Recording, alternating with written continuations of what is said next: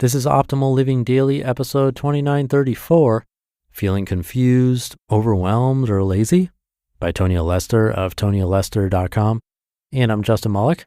I read to you every day with permission from the authors. We have a bunch of shows to optimize your life, covering different topics. Just search for Optimal Living Daily wherever you're hearing this, and you should be able to find all of our shows. But for now, let's get right to it as we optimize your life. Feeling confused, overwhelmed, or lazy?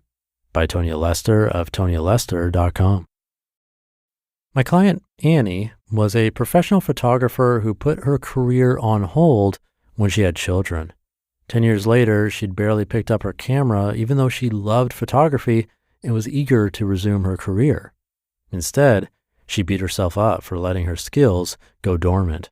She criticized herself for being financially dependent on her husband, and she lamented the fact that she'd lost her identity outside of being a wife and mom. At first, what seemed to be tripping Annie up was how to get started. She'd sit down to write emails to old contacts, feel overwhelmed about what to write, and end up walking away from her computer. She had a passion project she'd begun years ago and thought might be good enough to get a grant to finish it, but couldn't make herself sit down and actually apply.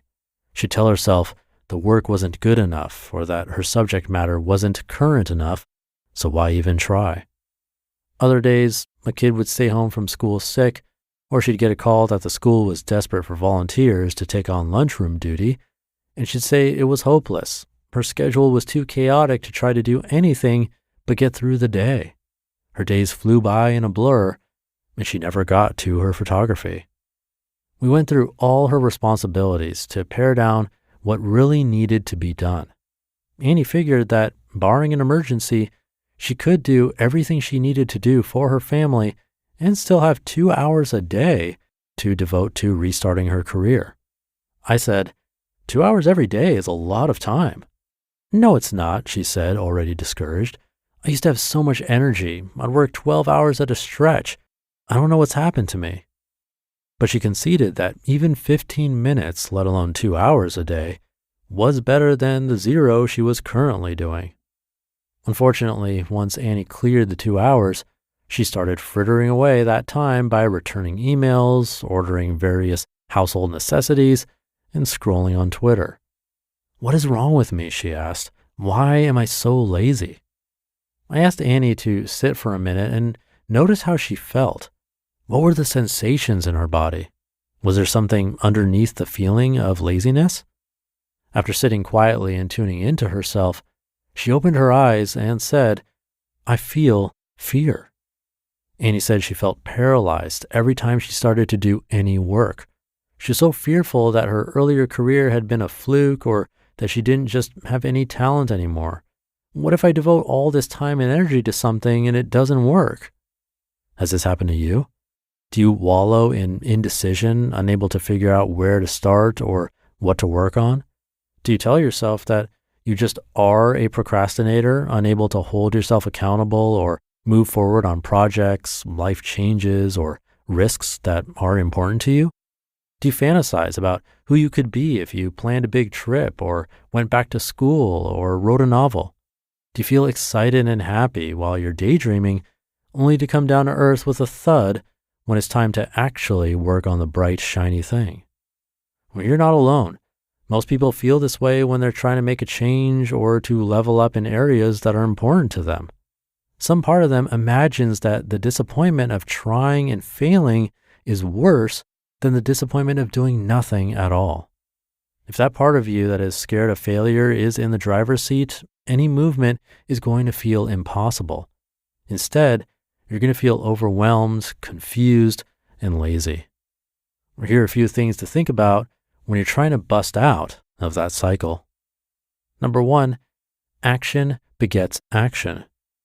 When you're feeling fearful and insecure, a common procrastination tactic is to let ourselves get hung up on how to begin.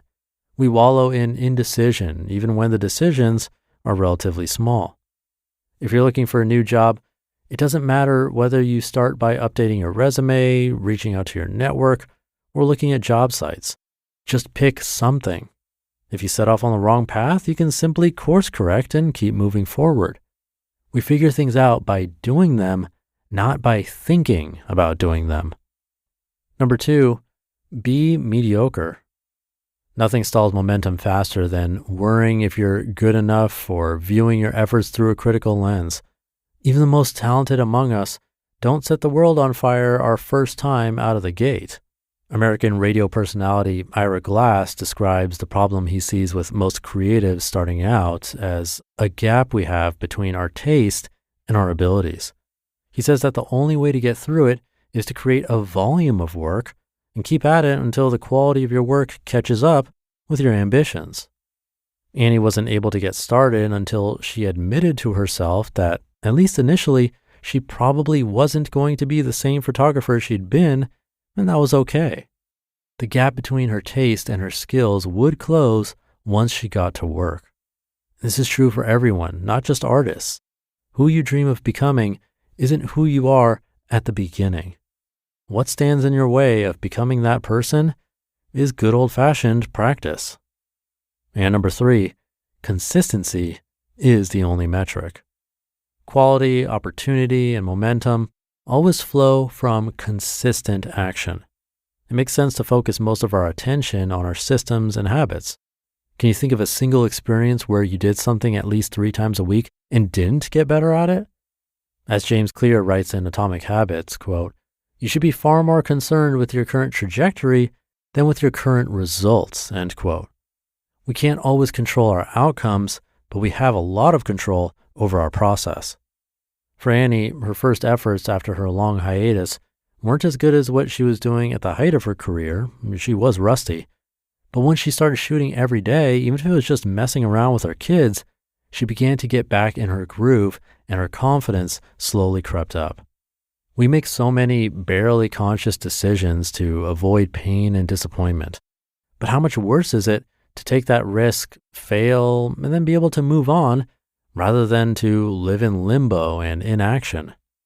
What eventually helped Annie get through her fear was to set a timer for 45 minutes and spend that time on her photography. It didn't matter how quickly or slowly she moved, what she accomplished, or whether it was any good. She just had to only do photography-related activities until the timer went off. If she felt up to it, she'd set the timer for another 45 minutes, but if not, she could be done. A marathon is run 1 mile at a time. A book is written sentence by sentence. An instrument is learned note by note. Anything done consistently will eventually get finished and probably be pretty good. Predictably, once Annie started working consistently, it turned out she was not awful. She was every bit as talented and creative as she'd been 10 years earlier. Annie's projects quickly gained traction, and 45 minutes grew into 90 and then more. By the end of a year, her career had gained enough momentum. She had collaborations that kept her energy up and ensured accountability. She'd become successful by admitting she wasn't confused, overwhelmed, or lazy. She was just scared. And it's okay to be scared and move ahead on your goals anyway. You just listened to the post titled "Feeling Confused, Overwhelmed, or Lazy" by Tonya Lester of TonyaLester.com. Thank you to Tonya. I'm not perfect and struggle with this sometimes too in different ways and areas of my life. But the positive example I like to come back to in my own life is this podcast. For me, it serves as a reminder that this can be done, and it follows along pretty much exactly as Tonya described. Possibly one difference is that I did feel like my back was against the wall and that I needed to create something new or else go back to working for someone else full time. So I did have that extra pressure, but still the steps were pretty much what Tonya said. In the beginning, I just needed to start moving, reaching out to authors to get their permission, learning how to make a podcast, where to upload the files, all that stuff. I ended up buying an online podcasting program to guide me along the way, and while that did help me, I do want to pause here to talk about that aspect. Buying things, tangible or intangible, like a course, might feel like action, but it's really the lowest form.